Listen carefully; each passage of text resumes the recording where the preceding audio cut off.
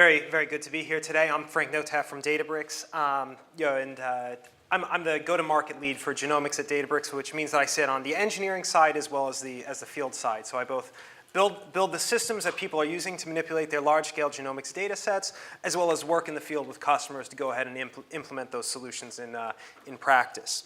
And just really quick about us. We're a startup out of San Francisco. We're co-founded by the group of people who actually originally started the Apache Spark project at UC Berkeley Amp Lab. I like to, as an Amp Lab alum, we have 3 speakers in the session who are all ex-Amp Labs, so it's the Amp Lab homecoming party, I guess. But in any case, we came out of the UC Berkeley Amp Lab, and we're going ahead and we're productizing a cloud-based analytics platform built on top of Spark. And we still do contribute extensively back to the open source community. So for those of you who aren't familiar with Spark, really briefly, Spark is a next generation distributed MapReduce system. Or really what this means is that it's a system that gives us the ability to go ahead and split a data set into chunks. These chunks are then just, they'll be processed in parallel by a large cluster or a single machine, but typically you'll run it on a large cluster. On top of this, we give you APIs that allow you to go ahead and functionally or relationally manipulate data sets. And then, given the ability to take that data set, split it into a bunch of chunks, and then apply functions or relational algebra on top of it, the Apache Spark engine will go ahead and execute these queries. And so I myself, I've been working using Apache Spark as a system to manipulate genomics data for about the last 5 years through a project called the Atom Big Data Genomics project. And one of the examples that we always give for how you would actually use Spark to manipulate genomic data in parallel, we like to take the word count example and just apply it to genomics. And for those of you who aren't familiar with genomics, typically we start with genomic short reads. These will be the raw sequences that come off the sequencer. For a single individual, I'll have typically it depends on how exactly I've sequenced them. If I'm looking at their whole genome, I'll typically have 100 to 200 gigabytes of data per sample. If I'm looking at just the coding parts, it may be in the order of 15 to 50 gigabytes of data per sample. In any case, with each read, one of the things I often want to look at is what are the repeating subsegments in there. So kind of the n-grams. In genomics, we call them k-mers. So my word count for genomics is just this k-mer counting example, where in my first function, I have a one-liner that loads in my read alignment file. I'll then go ahead and I'll apply a function over here that takes the sequence in each read, slices it up into 21 base pair long segments, goes ahead and attaches an integer to this. That's my local count. How many times did I see that 21 length segment in each read? Hopefully just once. And then I'll go ahead and in this reduce by key step down here, I'll essentially put together I'll reduce a sum over every single k-mer that had a specific sequence. So this 4 lines is a very simple way to go ahead and run this on a cluster. Many people in genomics have actually spent extensive amounts of time optimizing this query on a single node. We can go ahead, we can take the same query that people have spent years optimizing, run it on a cluster, and run through that in that 100 gigabyte file in just a matter of minutes as opposed to the hours it might take on a single machine.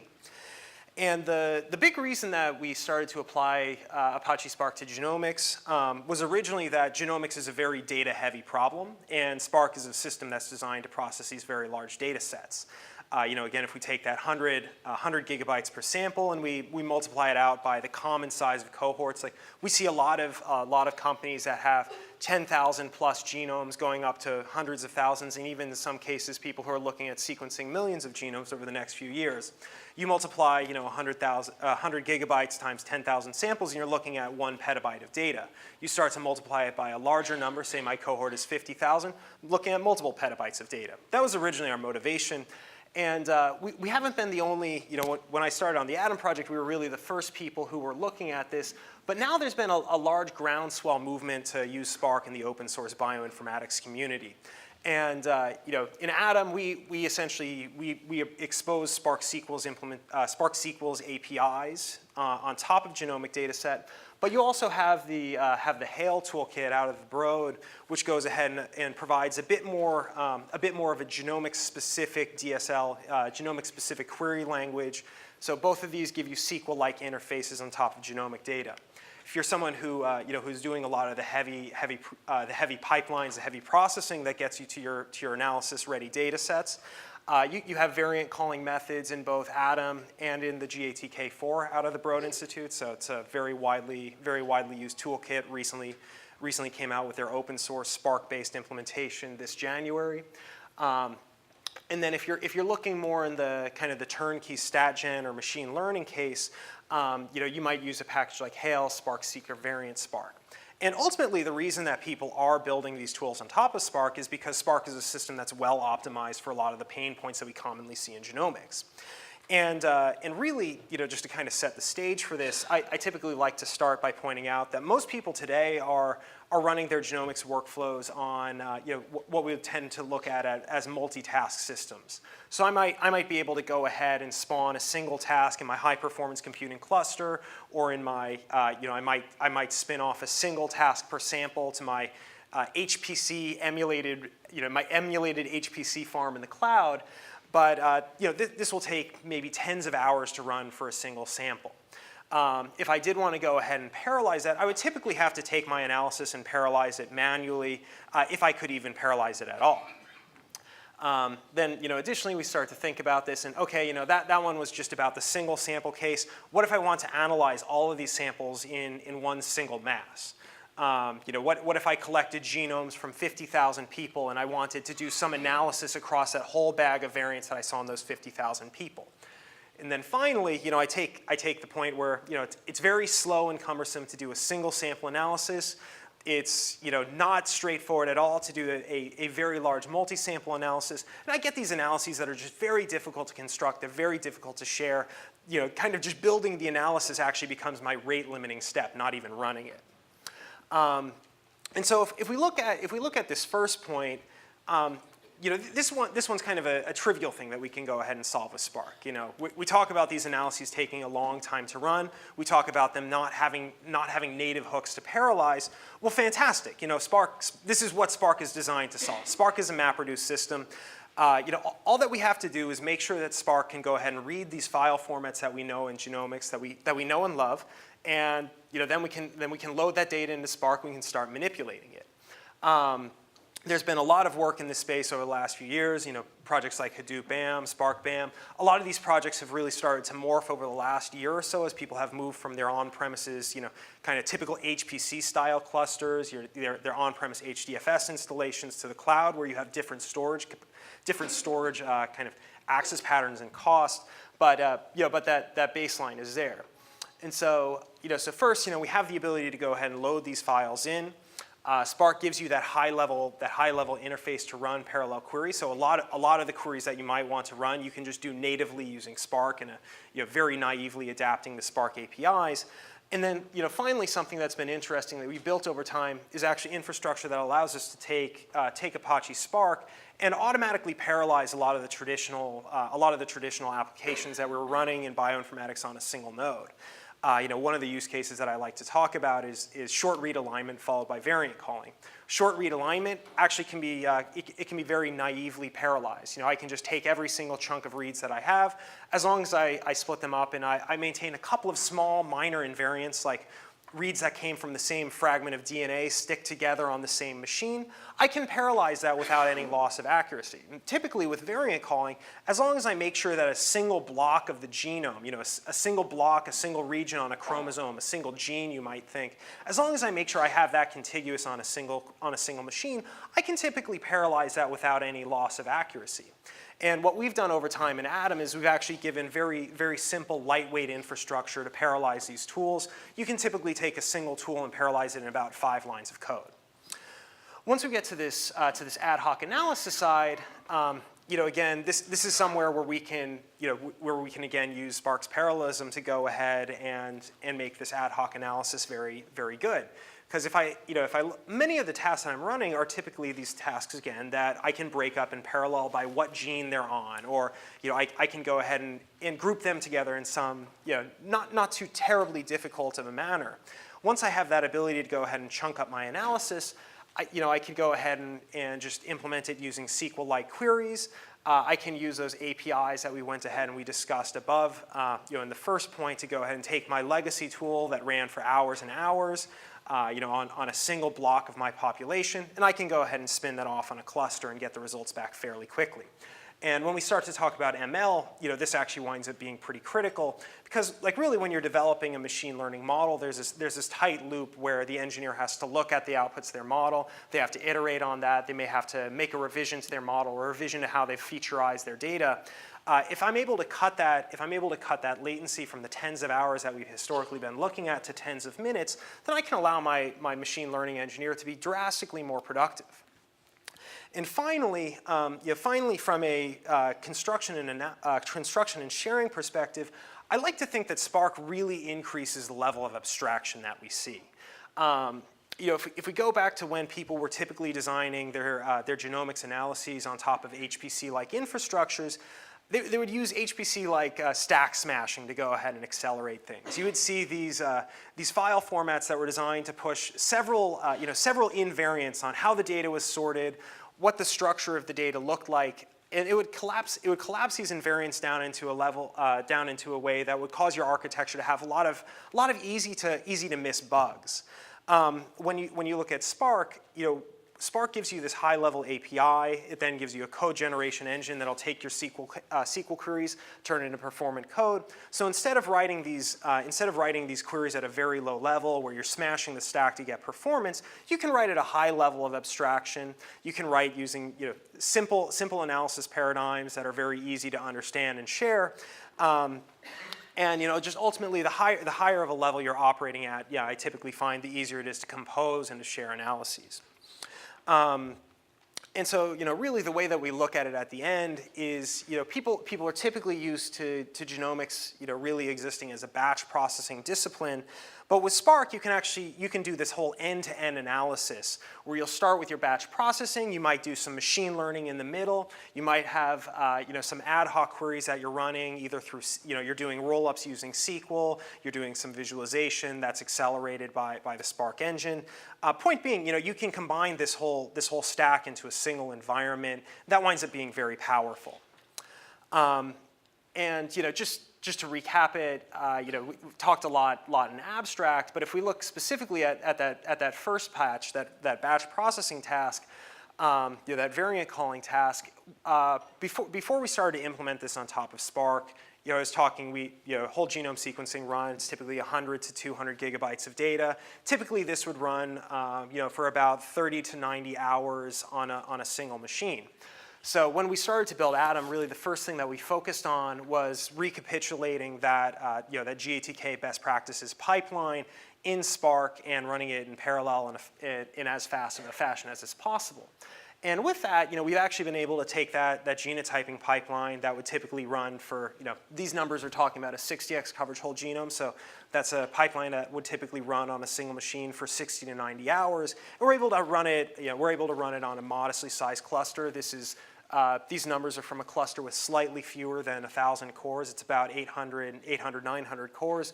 We're able to run this through in under an hour, and we're able to achieve accuracy numbers that are very close to the accuracy numbers that the state-of-the-art single machine pipeline used. So we're not really sacrificing accuracy to get better performance.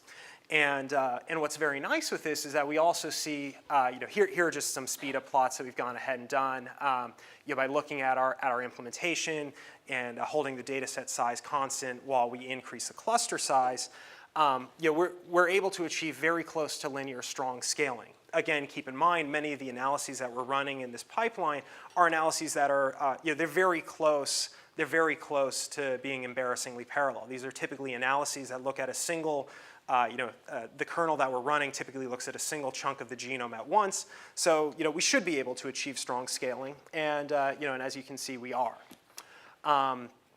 But to kind of get back to the architectural principles, I've told you the why. Now I want to tell you the how. Again, as I've been pitching, I tend to think all of these bioinformatics analyses map pretty well to Spark, but we'll specifically look at alignment-based bioinformatics analyses. So we're not going to talk about assembly-based approaches or alignment-free approaches. But really, the approach that we've seen kind of come out from tools like Atom or tools like Hail is the first thing that you're going to do is you're going to map genomic data into a schema. Then you're going to have some high-level query interface that goes ahead and takes the common genomic primitives or the common aggregation primitives that you might want to go ahead and run, and it's going to go ahead and map that, map that on top of that schema and execute in a parallel fashion. And finally, to go ahead and support some of those legacy analyses, be they variant calling or alignment, or in the variant analysis space, we'll often look at a bunch of annotation workflows. We can still be compatible with that by calling out to those legacy tools. So I'll just walk through some of the principles that we've used for these APIs, and then I'll briefly talk about a couple of the use cases that we've seen in the field. So again, the real area that we're seeing kind of a consensus between the open source genomics tools is that you have to start with a schema. So in Atom, we started by originally defining a schema for reads. We then extended out to look at variants and genotype data as well as generic genomic features. The Hail project started from the other side, and they went with variants and genotypes first. Hail is really a project specifically for doing stat-gen queries, although they've been kind of broadening to general matrix manipulation. But they started with these variant and genotype schemas, and then they went ahead and added support for some generic genomic features. We've also seen, in the field, we've actually seen customers who've been developing their own schemas for storing genomic data. One case that I hadn't really been expecting, but that we have seen a little bit, is for companies that have very specific genomic sequencing assays. So like we work with a company that does cell-free DNA sequencing, and they have specific metadata that they attach to each read that comes off the sequencer, so they really need their own schema to store this metadata. But probably the really common use case that we see are customers who have population-level variant annotation databases where they've gone ahead and they've customized a schema just to store all of the annotations that they use commonly in their workflow. This winds up giving them better performance than using a generic schema like you might find in Atom or Hail. So anyways, here's a really simple, this is our read schema from Atom. Starting with the schema is great, but really the end goal for us in having the schema is to have this kind of narrow waist in our stack where we're able to have a data representation. On top of that, we're able to make some optimizations at the query level. Below that, we're able to make optimizations in the storage and data materialization level.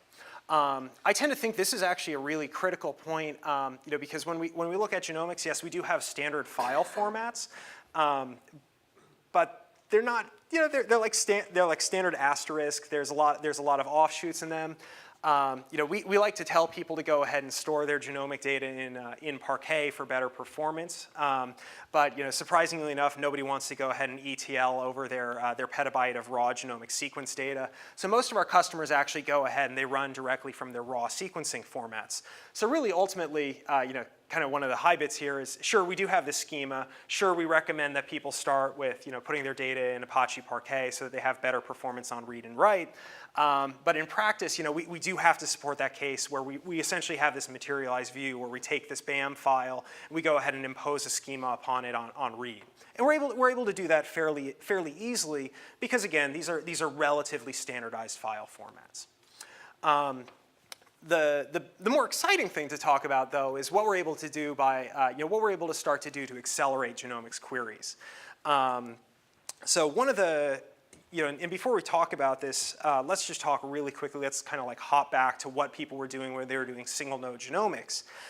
Typically, when people were doing single node genomics, like especially you look at the GATK Genome Analysis Toolkit, back in 2010, they introduced their MapReduce-based system in the GATK, and they had this concept of a genome walker. And it was really a codification of a common primitive that you'd see in genomics analyses, where you would have your data sorted over the genome, and you would just get an iterator that you would go ahead and walk across the genome. The GATK took this, cleaned it up, provided some better interfaces around it, but more or less that was kind of the core idea.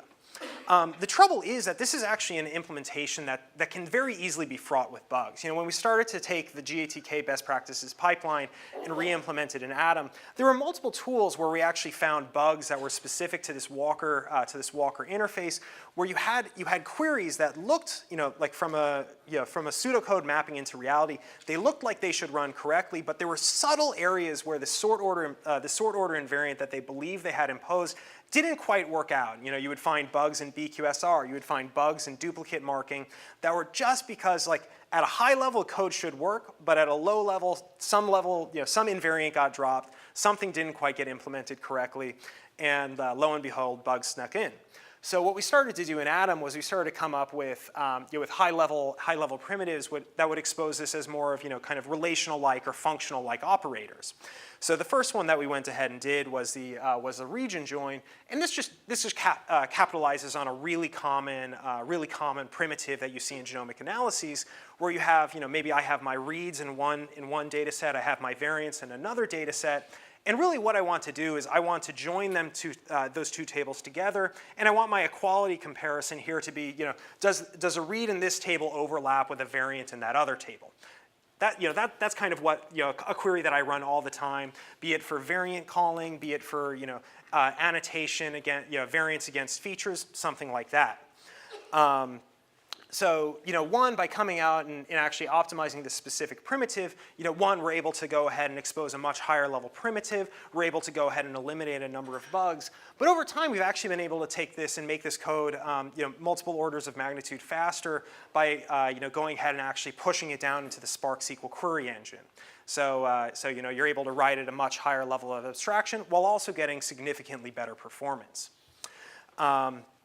So that's kind of the general high bit on why to use Spark for bioinformatics and what we've been doing over the last 5 years to make Spark a better and better platform for doing this.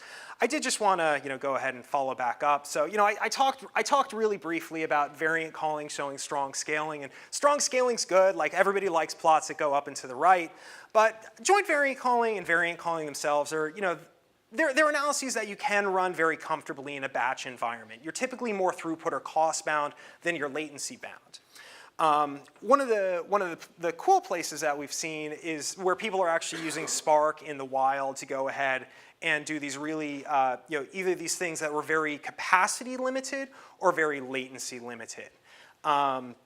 So one of the ones that I like to talk about is from a customer of ours who's working on a very, very large exome cohort, and what they're essentially using Spark to do is is to kind of have a data cube over their variation in genotype data.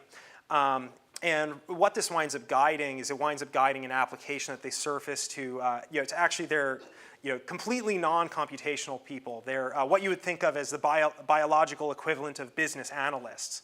So they're able to go ahead and manipulate this extremely large data set from a GUI, actually, and they're able to increase the productivity of their business analysts by several, a very large margin. So they see this as something that can really accelerate their ability for the people who ultimately have to make sense of the biological data to get to that process. Additionally, something that's been pretty fun for me, I've had this long-term hypothesis that as time goes on, people will want to go back to their reads. And we are seeing a lot of people who are going back to their reads, be it people who have novel sequencing assays, or more commonly, people who are looking for interesting and difficult to call classes of genomic variation. So, one of our customers has about 10,000 whole genomes. They're looking at structural variant breakpoints. And one of the things that's cool about Spark, giving you not just the ability to run batch jobs in a very scalable manner, but being able to support these ML and these ad hoc query use cases, is this originally started out as a bioinformatician taking a look at their data and being like, we only have this data on a single sample level. Wouldn't it be cool if we had this across multiple samples, or if we could integrate this across a larger data set? So they took Spark, they started to poke around, they started to look at the read evidence for the specific class of variation in a couple of samples. They started to notice interesting things. These variants they thought were single sample variants actually occurred in multiple samples. Over time, they codified this. They used Spark plus the machine learning libraries that were available in Spark to actually get some very high quality variant calls for a complex class of genomic variation. And again, these are just the things that people have built on top of the Spark APIs. I also like to talk about these legacy genomics workflows. I talked about being able to take our alignment tasks and go ahead and parallelize that very rapidly. Here we're able to take an analysis that would run in 24 hours and bring it down to 10 minutes. But a more interesting use case that I saw was actually with one of our customers who had a very complex joint genotyping workflow. They were actually doing this joint genotyping study from the read, so they had about 10 to 50, I can't remember the exact number, 10 to 50 terabytes of raw read data. They were loading in, they were doing this analysis in a single shot. So by using Spark, they were able to go ahead, scale that up in parallel across a cluster, whereas previously they had to manually go ahead and parallelize that. So I see this as a big time and efficiency gain. Just to recap here, I talked about Spark as a platform for end-to-end discovery in the biosciences. We're seeing a lot of people who are using Spark to go ahead and do novel analyses across large clusters of computers. That allows them to go ahead and either drop their analysis time from a very large number down to a very short latency, but more so people who are starting to use these open source libraries that look at common bioinformatics tasks on top of Spark. We see a lot of people who are using that to start to build very unique and very large-scale bioinformatics pipelines. So thank you very much for your time today. I'd be glad to take a couple of questions.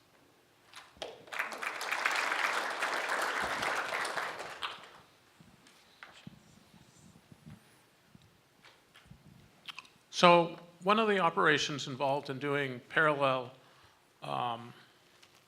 sequence assembly from shotgun sequencing is to solve a label connected components problem. So you have to find the components that all have overlaps. Do you have code to do that specifically? And could you say something about how you do that?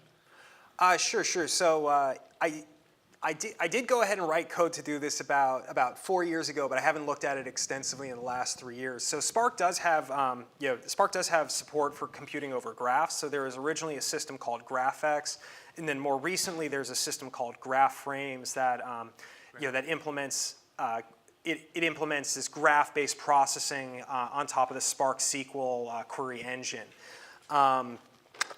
When I had done this was against GraphX, which did have a built-in connected components implementation that was very similar to the connected components implementation in Pragle.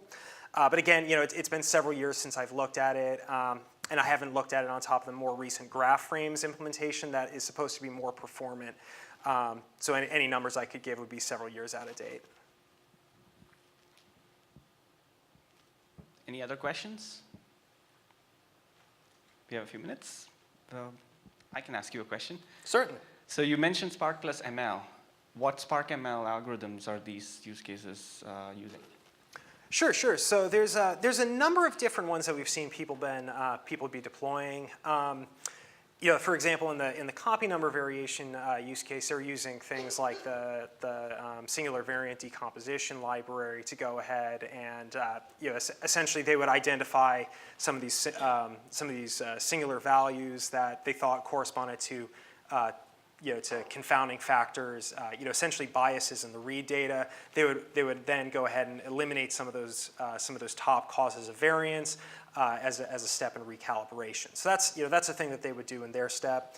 One of the more interesting places that we've seen this come up, Spark ML, just ML on top of genomic data, has been in the variation space. And there's really been two separate areas that we've seen this come up.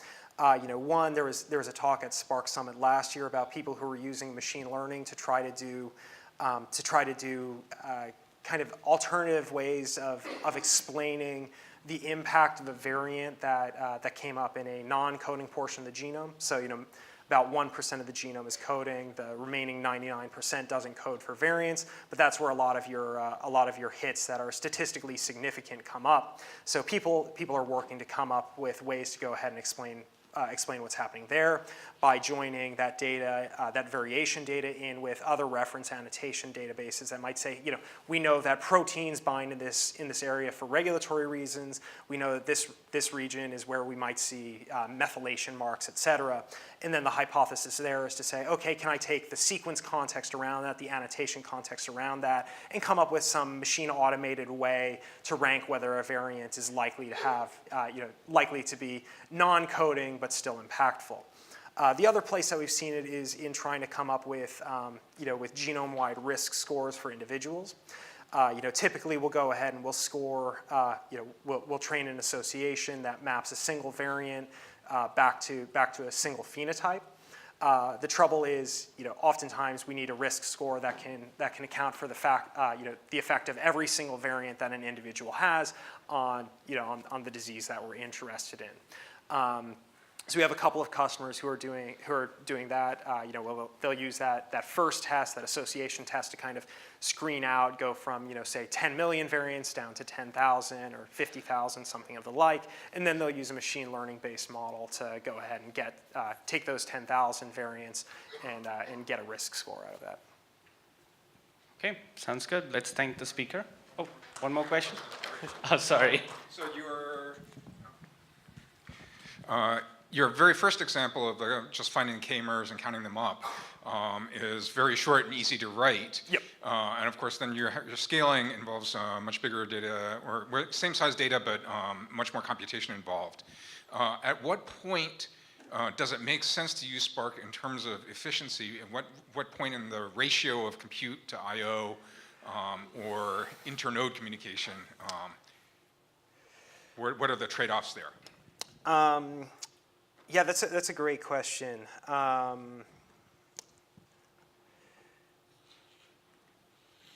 Yeah, it's hard to give a cut and dry answer other than it depends. Yeah, I'm sorry, I just don't have a great answer to that. Something to chat over the reception. Yeah. Okay, thank you.